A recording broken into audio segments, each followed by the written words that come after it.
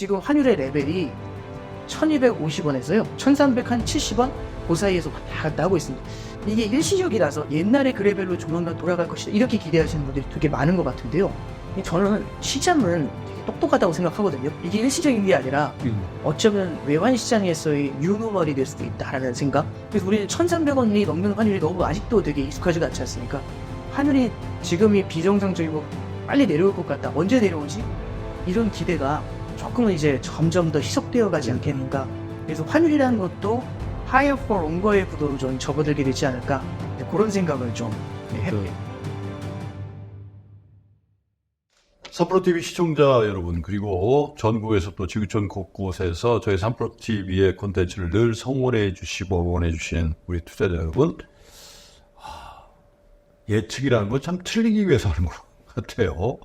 작년 말 여러분 기억하시죠? 많은 전문가들이 미국의 경기 침체를 예고하면서 미국 페드에서 금리를 5번, 6번 혹은 7번 빅스텝 뭐 이렇게 내릴 거라고들 얘기를 했는데요. 최근에 여러분 아시죠? 금리를 내리는 게 아니라 올릴 수도 있다는 얘기가 나올 정도로 뭔가 이 펀더멘탈한 측면에서 변화가 감지되지 않습니까? 예, 이제 좀 있으면 6월 FOMC 얘기가 나오겠습니다만 6월 FOMC에서 금리를 낮출 거라는 전망도 이제 스멀스멀 이제 없어져 가고 있지 않습니까? 그래서 미국이 도대체 속등하고 있는 미국의 실세 금리는 왜 그런 거고 애들은 무슨 생각을 하고 있는지, 또 그에 따라서 한국의 투자자들은 어떤 생각들을 좀 하셔야 되는지에 대한 얘기를 신한은행의 오건영 부서장과 얘기를 나눠보겠습니다. 어서 오세요. 네, 안녕하세요. 네. 얘기를 하긴 했는데 네. 참 묘한 상황이 벌어지고 있어요. 네. 그죠? 레리 서머스도 금리 한 번 더 올릴 거라는 얘기를 또 최근에 했고, 네. 또 월가의 황제라고 하는 제이미 다이먼드 뭐 7%, 뭐 8% 간다는 얘기도 하고, 네. 도대체 금리를 지금 어떻게들 생각하고 있는 겁니까? 이게 왜 이런 얘기가 나오는 거예요? 일단 먼저 뭐 레리 서머스 얘기를 해주셨으니까 네. 제가 그냥 기억을 하나 되돌려서 말씀드리면 예. 21년도 초에 이제 물가가 막 올라올 때였어요. 예. 그때 파월 의장이 뭐라고 했냐면 이번 인플레이션은 일시적이다. 이제 그런 얘기를 했었고. 그렇죠. 저도 이제 비슷한 생각을 했었는데. 근데 그때 당시 일시적이라고 할 때 거기에 대해 맹비난을 했던 사람들이 세 명이 레리 있습니다. 서머스가 그 중에. 대표적이죠. 그 대표적인 사람이 바로 이제 방금 말씀하셨던 레리 서머스였죠. 네.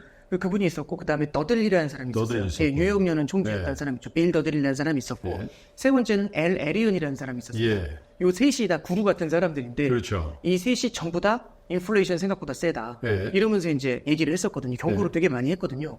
그러다 이제 인플레이션 크게 만났죠. 근데 최근에 이 셋이 또 입맞춤을 한 것처럼 똑같은 얘기를 하고 있는 게 어떤 얘기를 하고 있냐면 지금 금리를 인하하는 건 실수일 것 같다. 이렇게 얘기를 하고 있습니다. 네. 물론 정도의 차이가 있는 게 서머스 같은 경우는 오히려 금리 인상을 고민하는 게 맞을 것 같다라고 얘기하고 있는 거고요. 예. 서머스는 그 중에서 조금 더 센 편이죠. 그렇죠. 그 외에 이제 더들리 같은 경우도 그렇고 에리온 같은 경우도 금리 인하를 여기서 고민한다는 건 너무 섣부를 것 같다. 이렇게 이제 얘기들을 좀 하고 있습니다. 네. 근데 이런 상황에서 이제 파월 의장 같은 경우가 이제 사실은 지금 코너에 올린 거죠.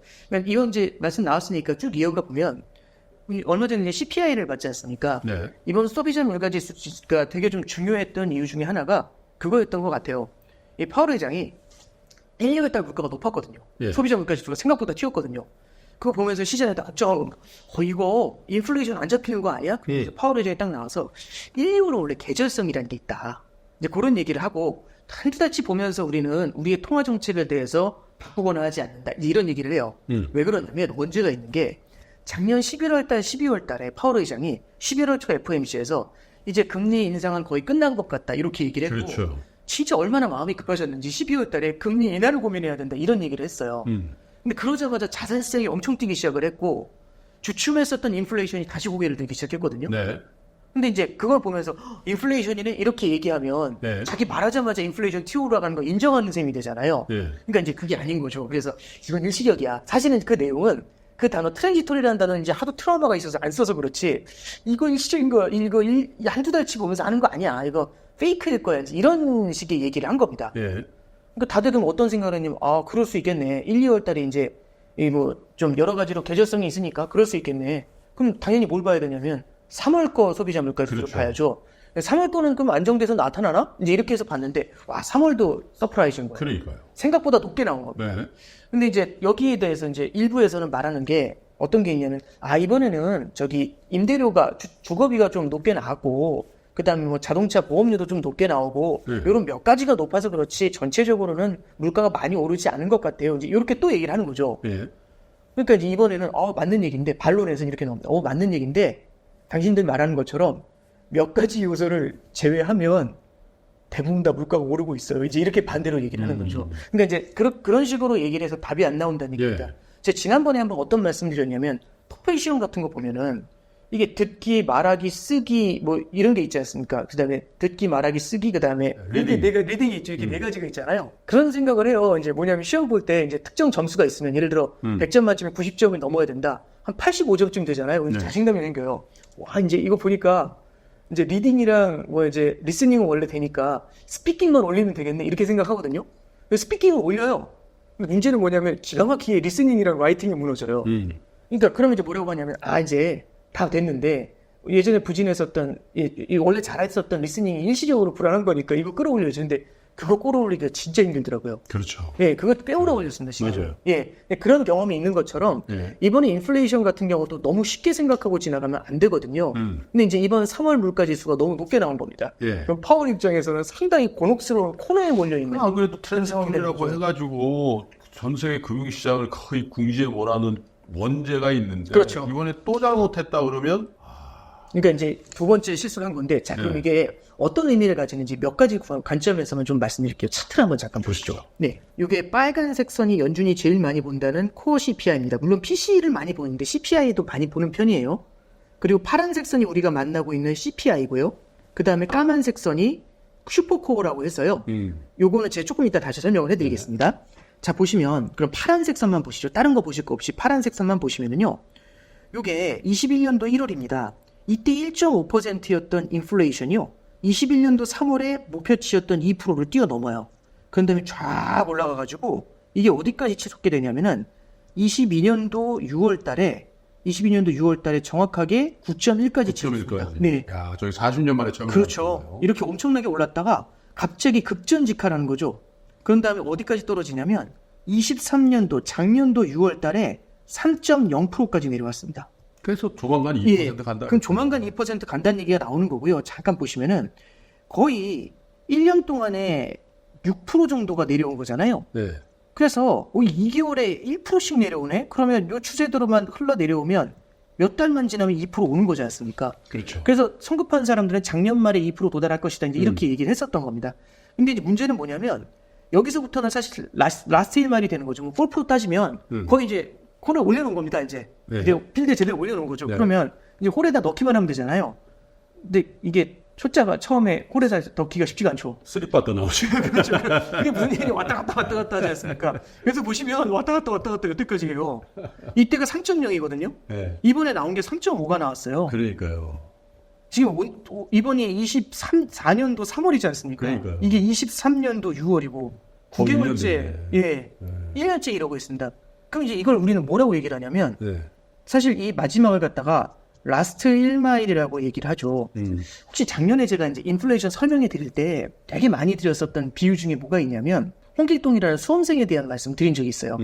그러면 어떤 말씀 드리냐면 이 홍길동이 수학 점수가 30점이에요. 너무 점수가 낮잖아요.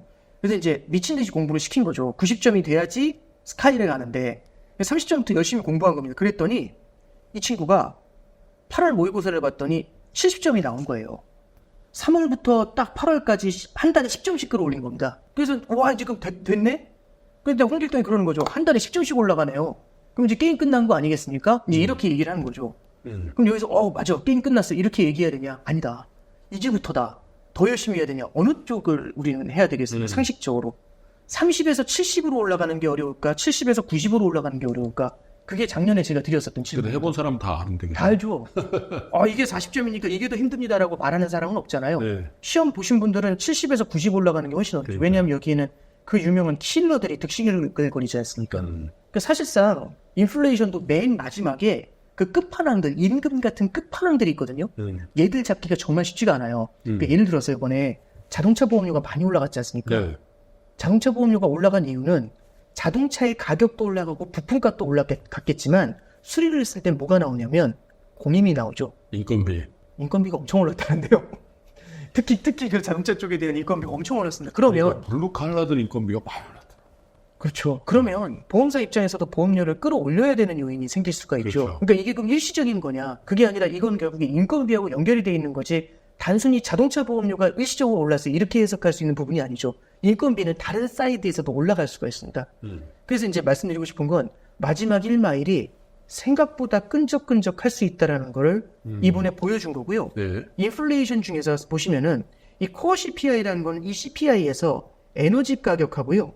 그 다음에 식료품 가격을 제외한 겁니다. 변동성이 크다. 그렇죠. 근데 슈퍼코어 CPI는 여기서 뭐 또 제외하냐면 주거비까지 제외를 한 겁니다. 그럼 순수하게 서비스 물가만 남거든요. 네. 서비스 물가가 다시 고개를 들고 있습니다. 이 싸움이 생각보다 쉽지 않겠구나. 홀에다가 넣는 게 이 초짜가 넣기가 참 만만치가 않겠구나라는 생각을 하게 만드는 요인이죠. 그러면 이걸 바라보면서 연준은 과연 어떤 생각을 할까? 이거 쉽지 않겠다. 이제 이런 생각을 하게 되는 거죠. 그렇죠. 그래서 시장에서는 이거 라스트 1마일이 생각보다 스티키 하겠는데 이 생각을 하게 되는 게 1번이 될 겁니다. 자, 그럼 이제 두 번째 좀 말씀드리고 싶은 건요. 예. 지금 말씀드린 라스트 1마일보다 더 중요한 부분입니다. 여기 잠깐 보시면요. 연준의 물가 목표는 이 차트에서 보시면 2%가 물가 목표입니다. 2%가 물가 목표인데요. 2%를 언제 돌파를 하게 되냐면 21년도 3월에 돌파를 합니다. 21년도 3월에 돌파한 물가 목표가 24년도 3월이잖아요, 지금이. 24년도 3월달 소비자 물가지수가 나왔는데 아직까지도 해결이 안 되고 있어요. 네. 그럼 이제 이건 무슨 얘기냐면은 3년간 우리는 인플레이션이라는 병을 앓고 있다는 얘기가 되지 않습니까? 그렇죠. 그럼 예를 들어서 홍길동이라는 사람이 기침을 하는데 3년간 기침을 한다고 가정을 해보죠. 예. 그 친구를 3년 전에 만났는데 3년 만에 만났는데 똑같이 기침하는 겁니다. 그럼 뭐라고 할까요?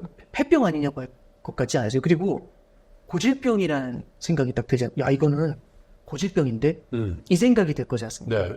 고질병이 되면 두 가지 문제가 생깁니다. 첫 번째는요, 이게 치료가 쉽지가 않습니다. 그러니까 라스트 1마일이 잘 안 풀리는 이유 중에 하나도 이게 고질병이 됐기 때문에 안 풀리는 부분이 분명히 있거든요. 두 번째는요, 치료가 되더라도 이게 언제든지 조금만 무리하면 재발할 수 있죠. 그러니까 이제 예를 들어서 고질병이 있는 사람이 병원에 입원해가지고 한참을 입원했다가 드디어 이제 치료가 돼가지고 퇴원하러 갑니다, 의사가. 그럼 퇴원할 때, 와, 조금 이제 나가가지고 옛날처럼 뛰면 되겠네요? 그러면 의사가 뭐라고 하죠? 큰일 날 사람이라고. 언제든지 재발할 수 있으니까 재발의 위험을 항상 안고 있다고. 그래서 조신하게 생활하셔야 된다고. 항상 주의하셔야 되고, 식단 조절하셔야 되고, 막 온갖 가지 얘기를 다 하잖아요. 네. 물론 이제 그 말 안 믿고 이제 대충 또 하다가 또 재발해서 들어온 경우도 많지만, 그 얘기는 뭐냐면, 이게 고질병이 되는 순간, 이번에 라스트 1마일을 정리하는 것도 힘들지만, 이후에는요, 이 고질병이 되는 순간, 언제든지 인플레이션이 튀어 올라갈 수도 있다는 두려움을 갖게 되는 거거든요. 네. 그럼 잠깐 보시면, 이런 문제가 생겨요. 잠깐 보시죠. 고질병이 있었던 게 대표적으로 70년대입니다. 70년대에 우리가 많은 생각을 하는 게, 물가가 계속 높았어요, 안 그랬어요. 이게 올랐다, 내렸다, 올랐다, 내렸다, 올랐다, 내렸다, 이걸 반복했거든요. 이게 왜 그랬냐면 1965년이라고 나와 있지 않습니까? 한국전쟁이 끝난 이후에 미국에서는 인플레이션이라는 게 없어졌었습니다. 그래서 15년간 인플레이션이 없었죠. 그러다가 언제부터 나타나냐면 66년, 67년도에 린든 존슨이라는 대통령이 그때 당시에 그레이트 소사이어티라는 걸 얘기하면서 우리가 소련보다 못 살 이유가 뭐지? 하면서 어마어마한 재정 지출을 해요.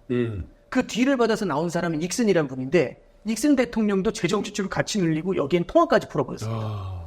그러니까 이제 인플레이션이 엄청 올라가기 시작했고요. 네. 그때 당시에 연준 의장이 아서번스라는 아서번스. 네, 그렇죠.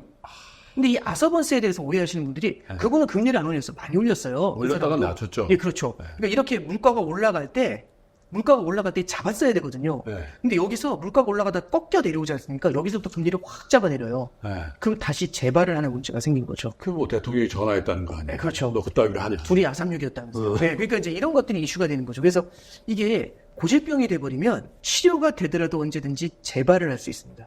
치료가 되더라도 재발을 할 수 있습니다. 네. 근데 이거는 어떻게 완벽하게 완치를 시켰지? 이때는 누가 등장하신 거냐면 이때 그러면 폴 볼커가 등장해가지고 어마어마한 경기 침체를 만들고 그러니까 수술한 거죠. 네. 수술을 제대로 해버리니까 결국에는 이제 이 인플레이션이라는 병을 제대로 치유를 할 수 있었죠. 그래서 이제 이렇게 해가지고 70년대의 문제를 해결했거든요. 네. 그럼 잠깐 생각해 보시면 파월 같은 경우도 연준도 마찬가지죠. 이 인플레이션이 고질병이 될 가능성이 높아졌지 않습니까? 그럼 인플레이션이 안정이 되더라도 옛날처럼 그렇게 빠르게 금리 인하를 할 수가 없어요. 왜냐하면 경계감이 생기잖아요. 재발할 수 있다는. 그럼 뭔가 이 약을 쳐놔야 되거든요. 맞아요. 그러면 옛날보다, 그러니까 우리 예를 들어서 어떤 지역을 점령한 다음에 나오더라도 주둔 건을 좀 두잖아요. 다시 문제가 생길까 봐. 그렇죠. 그런 것처럼 옛날보다는 높은 금리를 상당 기간 유지하기 위해서 하이어 for longer라는 금리를 박아놓고 가야 되는 그런 문제가 생기는 겁니다. 그래서 제가 이제 계속해서 말씀드렸던 것 중에 뭐가 있냐면 하이어 for longer라는 말씀을 드렸는데요. 하이어 for longer는 예전보다 높은 금리를 생각보다 시장의 기대보다는 오랜 기간 가져가는 거거든요. 그렇죠. 그러니까 금리가 앞으로 계속 올라가요. 뭐 5%에서 6%, 7%, 8% 이렇게 가요. 이런 말씀보다는요. 내려가더라도 옛날만큼의 레벨로는 못 내려온다는 얘기고 생각보다 높은 금리 레벨이 꽤 오랜 기간 지속될 수 있다. 그렇죠. 이제 이런 말씀을 드리는 겁니다. 그래서 이제 제가 좀 아까 전에도 어떤 말씀을 좀 해주셨냐면 우리 연초에 7차례 금리 인하한다 뭐 이런 얘기 기대가 있었잖아요. 빅스텝 한다고. 네, 그렇죠. 빅스텝도 한다는 얘기 있었죠. 그게 왜 그러냐면 이렇게 됩니다. 잠깐 보시면요. 2000년대 이후 차트 한번 잠깐 보시죠. 예. 엘리베이터를 타고 올라갔어요.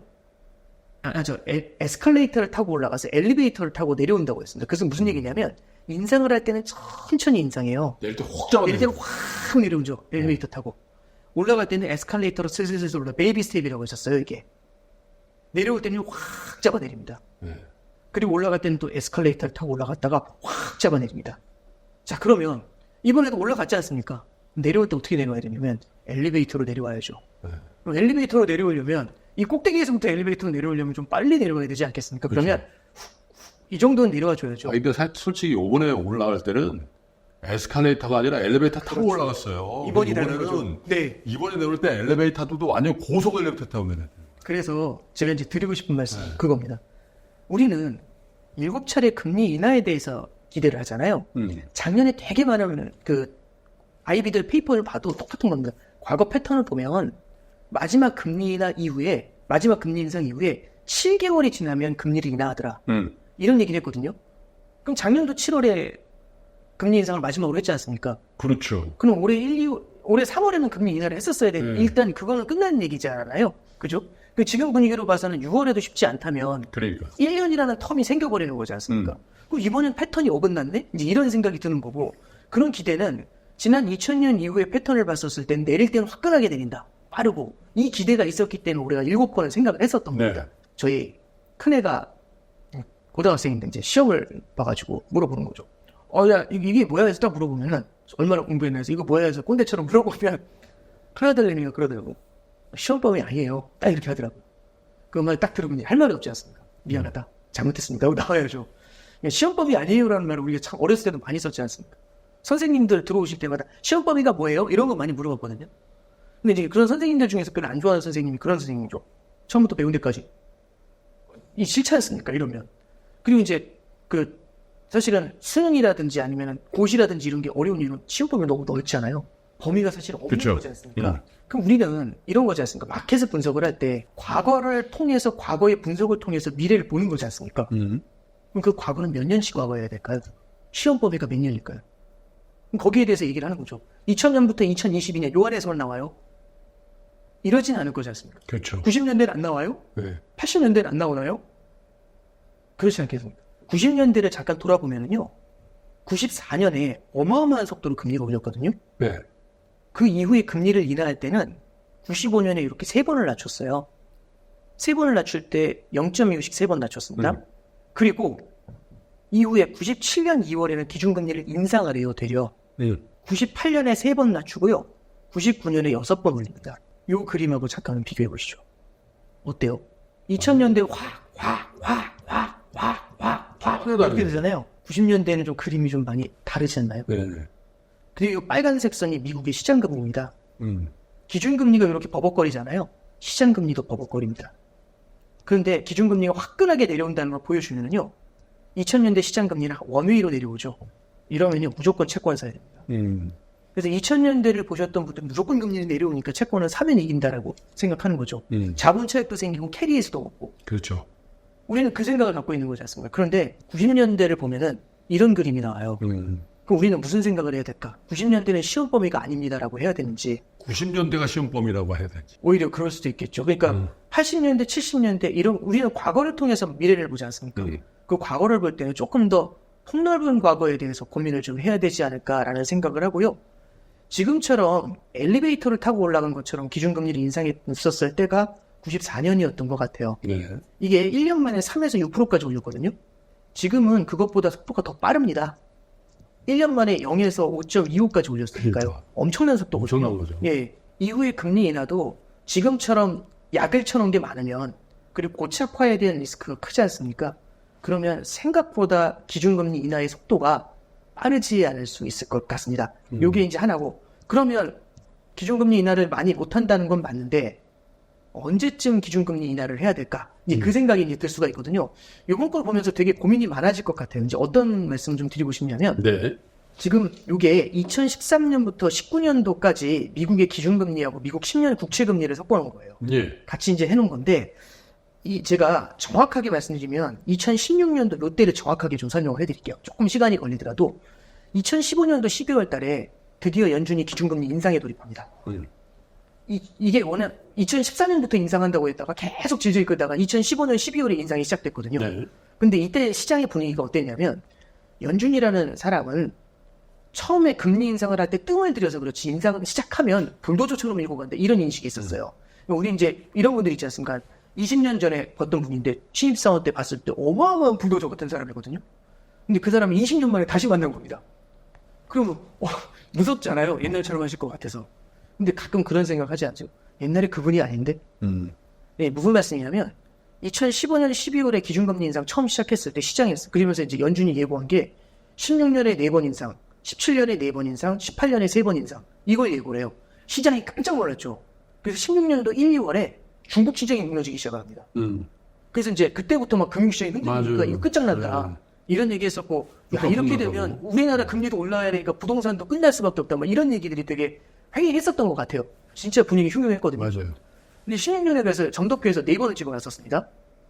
근데 16년도 3월에 그 4번을 찍으면 36, 92의 금리를 인상해야 돼요. 16년도 3월에 연준이 중국도 이상하고 하니까 좀 천천히 지켜봅시다. 이러면서 넘어가는 거예요. 너무 의외죠. 그 불도저 같은 사람은. 16년도 6월에 금리 인상을 해야 되는데 6월 24일, 그해 6월 24일이 브렉시트였어요. 브렉시트도 있고 하니까 넘어갑시다. 다 의외죠. 뭐지? 16년도 9월에는 트럼프 대선이 있었어요. 맞아요. 트럼프 힐러리 붙었다. 넘어갑시다. 그러니까 16년 9월까지 안 해요. 시장이 깜짝 놀랐죠. 이제 그때 안 겁니다. 이분은 옛날에 그분이 아니라는 분. 그래서 연준은요, 16년도 12월이 돼서야 한 번 인상해요. 이거는 제 생각에는요, 약간의 자존심의 문제도 있었던 것 같아요. 인상을 한다라고 얘기를 했는데 그것조차 안 하면 안 되고 트럼프가 들어오면서 어마어마한 재정 지출을 할 거라는 기대감이 생기니까 이때 시장 금리가 먼저 올라가면서 반응했거든요. 그러니까 오히려 이제 편하게 진행을 했을 수 있었던 거고 예. 16년도 내내 우리는 기억을 해보면 시장이 기대했었던 것보다는 조금 더 느리게 인상을 했었고 시장이 예상하는 것보다 조금 인상을 했다는 얘기죠. 이게 16년도 그때 당시에 패러다임을 깨는 움직임이었습니다.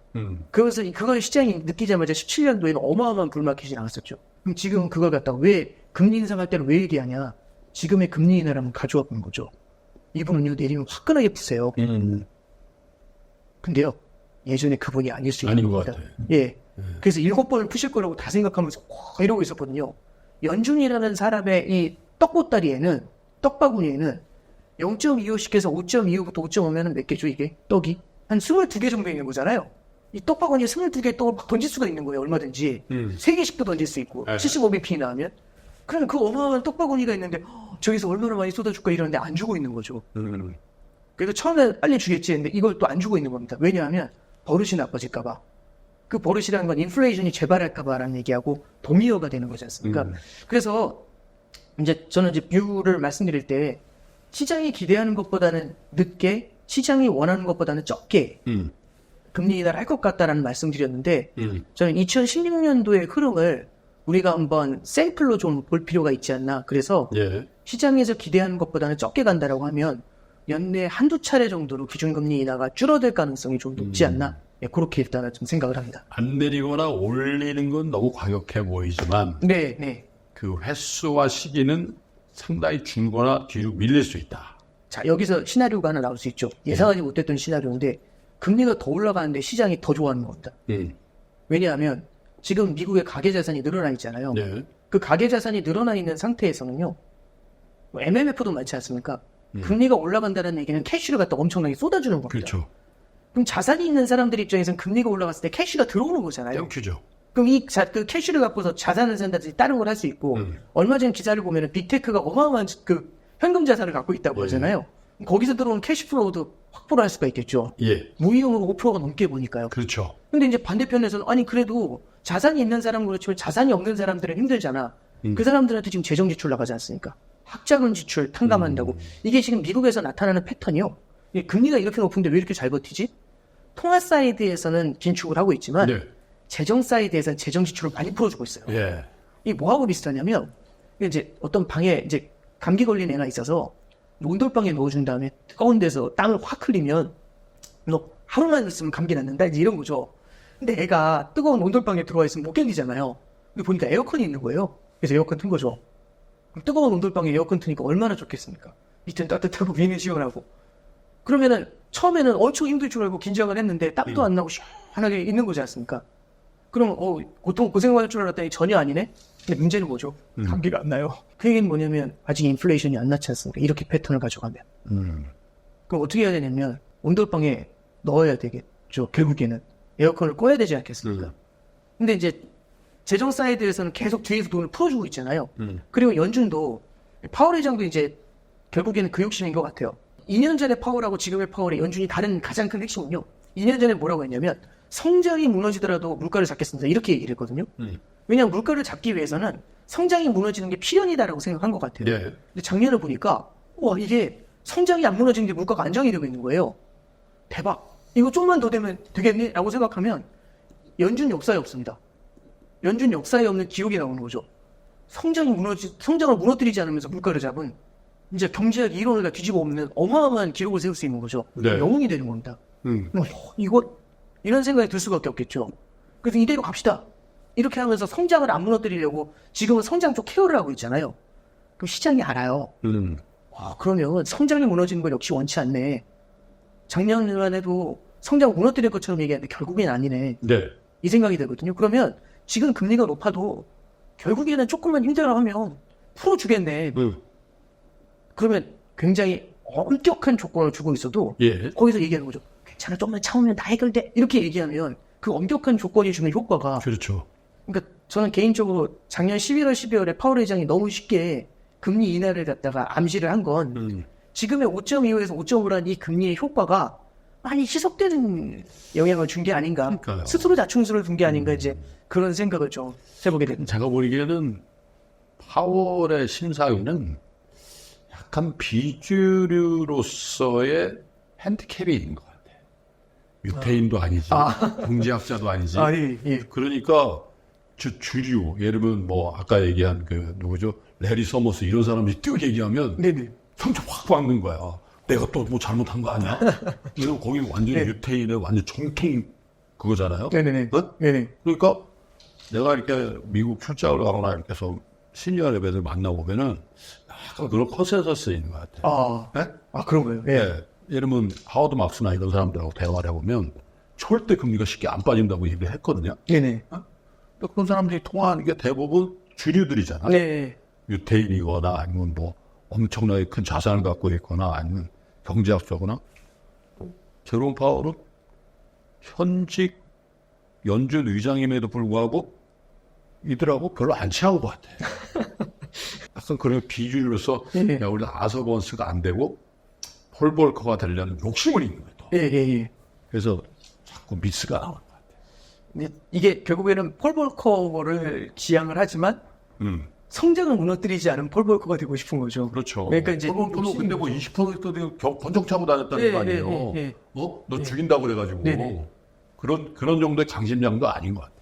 그러니까 결국에는 뭐 제가 그분의 어떤 뭐 백그라운드나 이런 걸 갖고서 판단하는 거는 적절치는 않겠지만 지금의 이제 파월 의장이 결국에는 처음에 했었던 실수가 일시적 인플레이션이라는 그 레토릭을 만든 게 굉장히 큰 실수였다면 이번에는 너무 빨리 금리 인하를 시사한 게 오히려 굉장히 큰 반응을 보이는 이 금융시장이 있는데 그러니까요.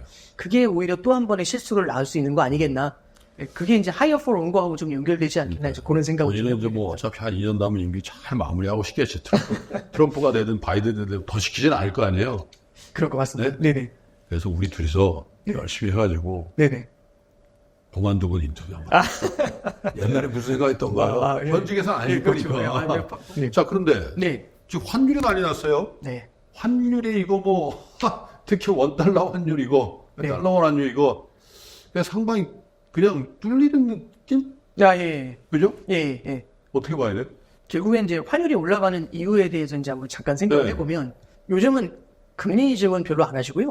예. 다 환율 질문이세요. 저도 이게 관심거리. 네. 이게 일단 첫 번째 표면적으로 환율이 오르는 이유. 그러면 연준 금리 인하가 늦어져서 이렇게 얘기하시는 분들이 제일 많아요. 예, 네. 맞거든요. 금리 인하가 늦어져서. 이게 연준이 기준금리를 인상할 때 이 계단이 기준금리거든요. 기준금리를 인상할 때 보면은 환율이 이렇게 뛰었어요. 22년도에는. 근데 연준이 작년도 상반기만 해도 연준이 기준금리를 인상하는데 환율이 주저앉아요. 네. 이거 왜 이러지? 이게 왜 그랬냐면 작년 초에는 경기 침체가 찾아올 거고 작년 9월부터는 기준금리 인하에 들어갈 겁니다라는 기대가 되게 컸던 거거든요. 이렇게. 근데 이제 사실은 그 기대가 이제 사라졌지 않습니까? 네. 그래서 기준금리 인하가 시작될 거라는 기대에 환율이 확 무너졌다가 네. 기준금리 인하 안 한다는데 아니야 그래도 한대 안 한다는데 그래도 한대 안 해. 이제 이런 분위기로 흘러가고 있는 예. 거거든요. 지금 이제 그래서 기준금리 인하를 하냐 안 하냐가 시장에 이제 이 환율의 변곡점들을 자주 만들었던 것 같아요. 근데 이제 이것만으로는 좀 설명이 안 되는 부분들이 좀 있어서 그 얘기를 좀 하나 좀 해드려보도록 예. 할게요. 어떤 통화의 가치라는 건 이 통화의 가치라는 건 두 가지로 결정이 됩니다. 성장과 금리로 결정이 되거든요. 그러면 미국 달러라는 거는 네. 미국의 성장이 강할 때 and 미국 금리가 높을 때 요때 달러는 어김없이 강세를 보이게 되거든요. 네. 요게 일단 포인트가 됩니다. 예. 그럼 이제 결국엔 우리가 이제 성장이라는 거를 좀 봐야 될 필요가 있는 거죠. 네. 근데 이제 보시면 미국의 성장이 생각보다 잘 안 꺾이고 있는 겁니다. 그러다 보니까 어떻게 하냐면 금리를 생각보다 높게 하는 higher for longer로 가야겠네. 이제 이런 얘기가 나와요. 그러면 이제 잠깐 생각해 보죠. 그럼 높은 금리를 꽤 오랜 기간 유지를 하면 그렇게 활활 타오르는 미국의 성장도 결국에는 둔화가 될 수가 있을 거잖아요. 그렇죠. 그럼 결국에는 둔화될 거면 이 둔화를 보면서 금리를 다시 내릴 거지 않습니까? 미래에는. 네. 그럼 결국에는 미국의 성장도 둔화가 되고 예. 금리도 내려올 거니까. 그렇죠. 죄송합니다. 금리도 내려올 거니까 이렇게 되면은 달러가 약해지겠네요. 이제 이런 생각을 할 수 있는 겁니다. 근데 잠깐 생각해 보죠. 하이어 for 롱거라는 게 결국에는 당장은 달러를 강하게 만들지만 나중에 내려올 거야. 이런 기대를 만드는 건데 이게 이렇게 생각을 해보면 얘기가 네. 좀 달라집니다. 하이어 for 롱거라는 거는 미국 금리가 높게 유지되는 거지 않습니까? 자, 그러면 그렇죠. 미국 금리가 높게 유지가 됩니다. 그럼 이 금리에 대응해서 성장하는 게 미국의 성장이라는 게 있을 거고요. 미국 이외 국가들의 성장이라는 게 존재할 겁니다. 네. 근데 예를 들어서 하이어 for 롱거 때문에 미국 금리가 높아져요. 근데 미국은 지금 성장이 그래도 나름 탄탄하지 않습니까? 네. 그럼 요걸 견뎌요. 근데 문제는 미국 이외 국가들의 성장이 세지가 않지 않습니까? 그럼 미국의 금리가 높으면 이거 영향을 그대로 때려맞겠죠. 그럼 미래를 봤었을 때 성장 모멘텀이 미국의 성장이 약해지더라도 미국의 성장이 다소 약해지더라도 이 미국 이외 국가들의 성장이 더욱더 크게 약해질 수가 있겠죠. 그러면 이런 겁니다.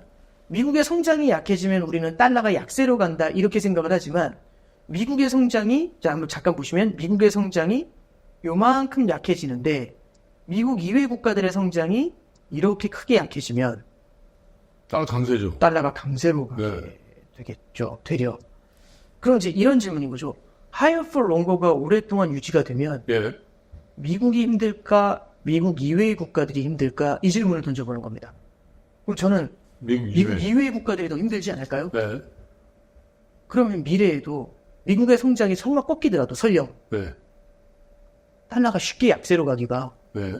어려울 수가 있죠. 미국이 금리를 인하해야 될 정도면 다른 나라는 더 많이 인하해야 되는 문제가 생기니까 그렇죠. 미래의 성장 모멘텀이 더 약해지는 문제가 생기지 그럼 않겠는가. 달러가 언제 약해져요? 그러니까 이제 이 구도대로 가면 하이어 포 롱거라는 걸 갖다가 만약 받아들이게 된다면 네. 시장이 굉장히 스마트하지 않습니까?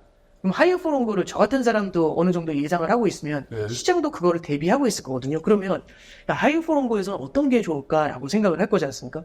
그러면 그 중에서도 성장이 센 놈, 그거 견딜 만한 놈으로 자금이 흘러가게 되겠죠. 그리고 통화도 마찬가지로 그거 견딜 만한 애 쪽으로 몰려가게 되지 않을까. 아, 그래서 M7 올라가는 건가? 그렇죠. 그러니까 왜 그 기간 멈춰 동안 있다는 버티는 거죠. 캐시를 갖고 있고 하니까. 그러니까 미국이라는 지역이 결국에는 약간의 예외주의를 가져가는 건 네. 하이어 포 롱거가 있음에도 불구하고 굉장히 강하게 버틸 수 있는 성장이 나오는 섹터, 성장이 나오는 기업. 국가, 성장이 나오는 기업, 그쪽으로의 몰림이 좀 더 그렇죠. 극단적으로 나타나게 되는 이제 그런 그림이 아닌가. 네. 그래서 이제 우리는 하이어 포 롱거 하면 다 무너지겠네? 근데 그게 아니라 네. 워낙에 풀려놓은 돈이 많다 보니까 집중되는 이 돈이 어딘가에 가서 고이는 거죠. 네. 어딘가에 가서 이 돈이 고이는 거죠. 예, 집중되는 게 집중. 그렇죠. 네. 그러면은 지금처럼 미국이라는 곳에 가서 고이게 된다면 네. 미국의 성장 모멘텀이 다른 데보다 덜 약해질 거지 않습니까? 그렇죠. 그럼 이게 버텨지는 겁니다. 어. 예. 그 달러가 생각보다 오랫동안 강세를 보이게 되는 그런 문제를 낳게 되지 않겠는가? 스트롱거 폴롱거네. 그렇겠죠. 그러면 이제 사실 달러 입장에서도 네. 하이어 포 롱거가 되는 겁니다. 네. 달러 원 환율도. 네. 그리고 이제 이거를 또 저는 좀 같이 볼 필요가 있을 것 같아요. 네. 한국 경제를 한번 잠깐 생각해 보죠. 한국이라든지 이머징 시장을 보면은 자, US가 있고 넌 US 국가가 있습니다. 그럼 예를 들어서 한국도 그렇고 뭐 중국도 그렇고 그런 나라가 있다고 해볼게요. 자, 그럼 우리가 경기가 안 좋잖아요. 네. 그럼 금리를 인하해야 됩니다. 자, 그럼 금리를 인하하면 네. 미국은 높은 금리를 그대로 유지하고 있는데 이쪽은 경기를 보면서 금리 인하를 많이 했잖아요. 네. 그럼 미국 금리하고 차이가 벌어지겠죠. 그렇죠. 그럼 당연히 달러가 강세를 보이게 되지 않을까요? 네. 그렇죠? 네. 만약에 넌 US 국가가 금리를 인하하면 네. 근데 만약에 금리 인하를 안 하면 어떨까요? 금리 인하를 안 하면 그나마 지금 성장 모멘텀이 약한데 금리 인하까지 못 경제가 해주면 안 좋아져. 그렇죠. 그럼 성장 모멘텀이 둔화되겠죠. 그럼 그래도- 시차를 두고 네. 미국하고의 성장 갭이 커지니까 달러가 강세. 강해지는 거죠. 그러면 금리를 인하하든 인하하지 않든 달러가 강세로 가는 포지션을 확보하게 되잖아요. 그러니까 제가 궁금한 게 언제 그럼 달러는 약하냐 이거죠. 그러니까 이제 미국의 성장이 꺾여야 되고요. 그 금리를 성장의 더 빨리 반대편에서- 낮추고. 그렇죠. 그 성장의 반대편에서 신흥국의 성장 모멘텀이 올라오는 걸 기다려야 되는데 예전에 중국 막 좋아질 때처럼. 예, 하나 이제 말씀을 좀 드리면 지금 중국 말씀 주셨잖아요. 이런 그림이 있어요. 자, 이게 보시면 달러원 환율 장기 차트입니다. 이게 외환위기 때예요. 97년도에 2,000원. 예, 2,000원 갔을 때 여기 금융위기 때 1,600원이었고요. 네. 요게 그때 그 저기 1,400원. 레버랜드 사태 때 1,400원 넘었을 때입니다. 네. 이게 환율에 큰 변곡점을 줬던 게 01년도 12월에 뭐가 있었냐면 중국이 WTO에 가입을 해요.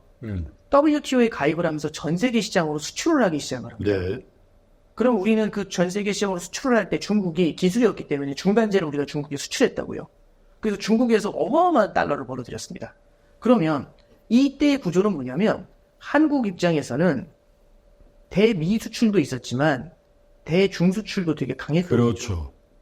그래서 달러를 양방에서 벌어들이니까 달러 공급이 엄청 늘어나니까요. 환율이 확 내려오면서 900원. 이게 900원을 들었던 겁니다. 장중에는 899원까지 갔었어요. 이게 07년도 10월이었습니다. 네. 이게 베이징 올림픽 직전이었죠. 그래서 네. 중국 경제 계속 간다. 그래서 위안화의 시대다. 뭐 이런 얘기가 나올 때가 요때의 그림이었던 겁니다. 그리고 바로 리만 터져요. 그렇죠. 이 그런데 바른 다음에 그 다음에 바로 이제 리먼이 터졌죠. 제가 그때 한국 왔거든요. 네, 그렇죠. 베이징 올림픽. 그래서 이제 이렇게 이제 환율이 확 뛰었다가 네. 2010년대 들어와가지고 중국이 뭘 배우냐면 요때부터는 이 금융위기라는 걸 겪으면서 미국이 수요가 줄어들게 되잖아요. 미국의 경기가 안 좋아지면서 그렇죠. 미국의 수요가 약하니까 중국의 수출이 쉽지가 않은 거예요.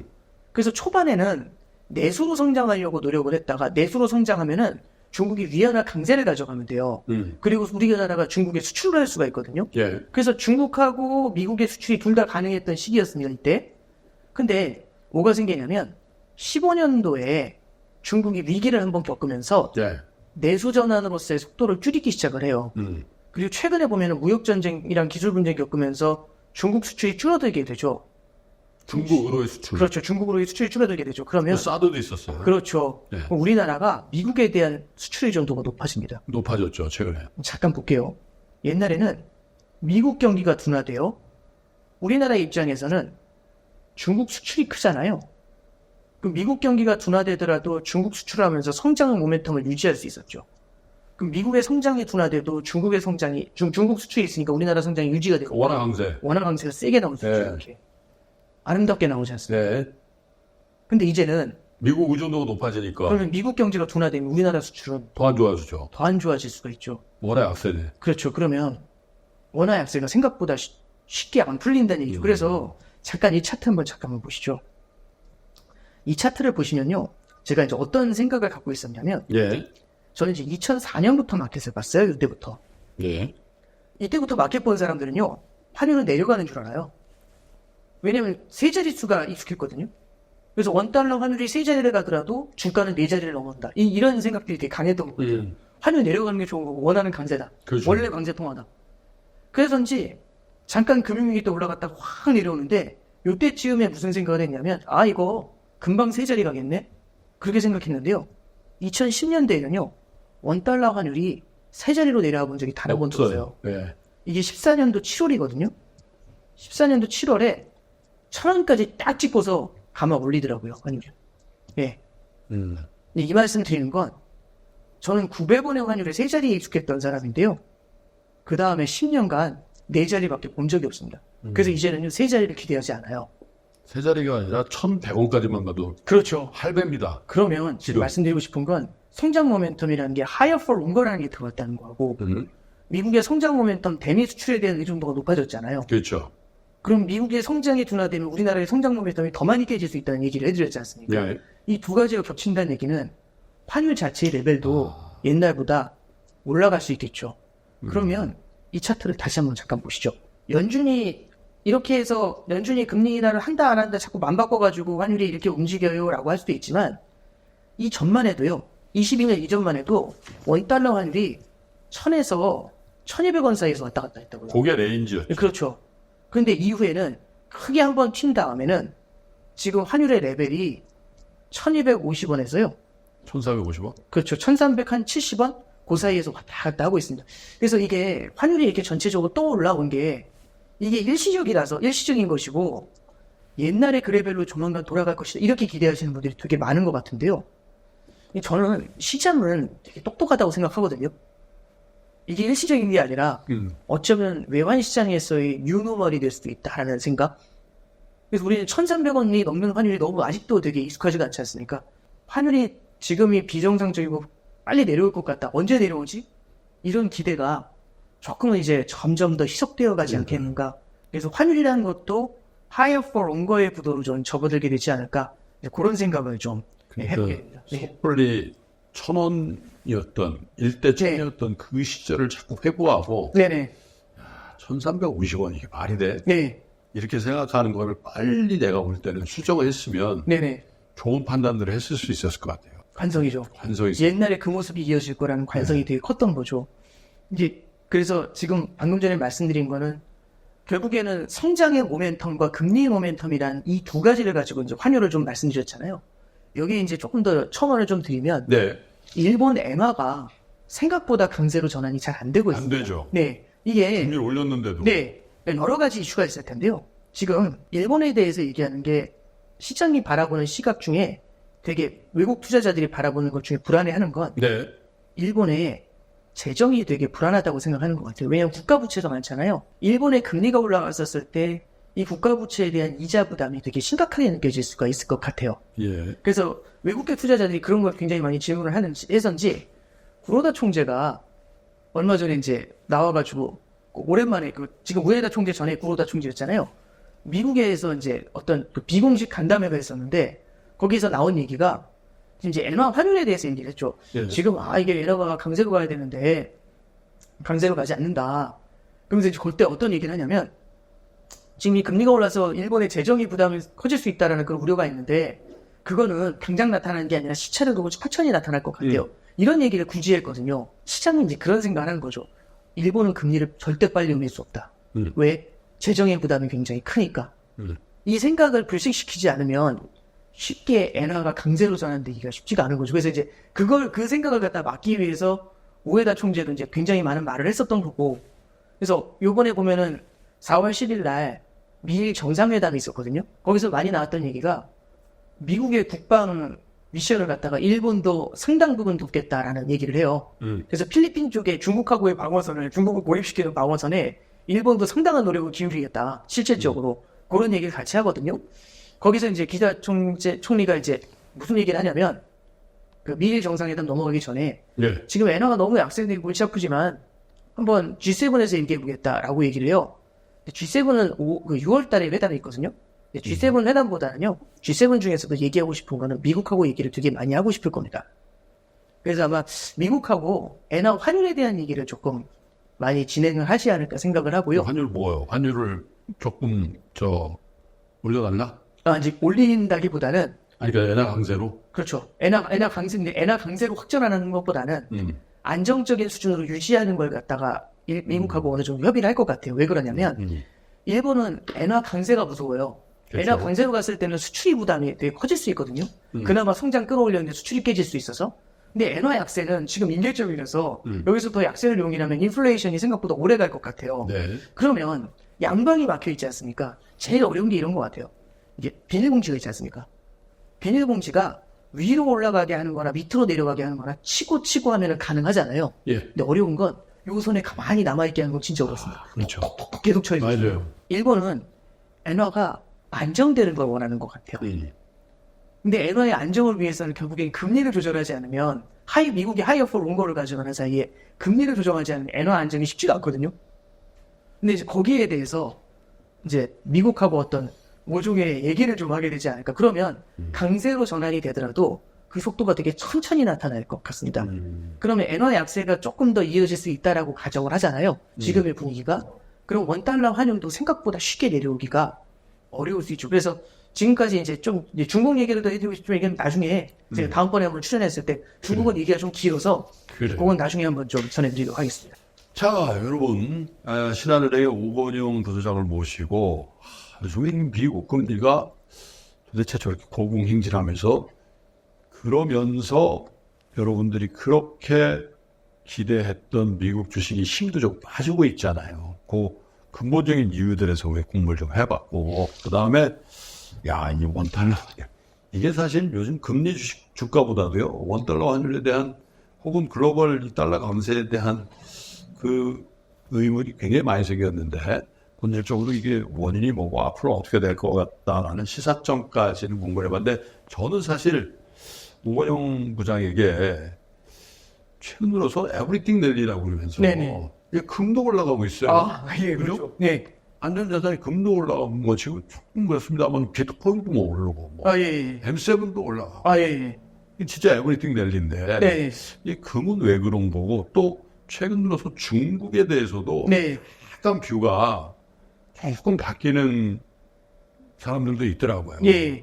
중국의 이제 펀더멘탈한 부분에 바닥을 치고 올라가는 거 아니냐. 그리고 미국과 중국의 어떤 관계 설정도 네. 뭔가 변화가 있는 거 아니냐. 자네대로도 가고. 네, 그러잖아요. 예. 대통령 선거도 임박하고. 근데 그 얘기까지 하면 오늘, 너무 길죠. 예.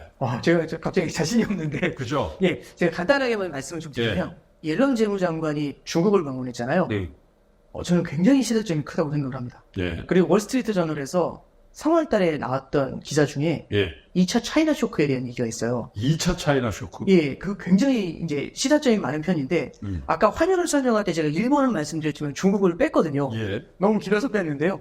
제가 중국 쪽에 대한 얘기는 좀 히스토리까지 해서 섞어서 좀 네. 설명을 해드려야 되고. 그러면, 예. 그거는 네. 4월 말 예. 5월 초? 예, 그 정도에 한번. 예. 그쯤에 한번 네네. 중국 편으로 한번 특집을 한번 가봅시다. 중국하고 금하고 같이, 금 얘기. 예, 금 얘기도 같이 좀 해드릴게요. 자, 신한은행 오건영 부장관은 여러분 보셨듯이 다음번 중국과 금 얘기를 예약을 하면서 오늘서 이렇게 마감을 하겠습니다. 감사합니다. 네, 감사합니다. 끝까지 시청해주신 여러분 감사드리고요. 저는 다음번 인터뷰 때 더 충실히 준비해서 인사드리도록 하겠습니다. 고맙습니다.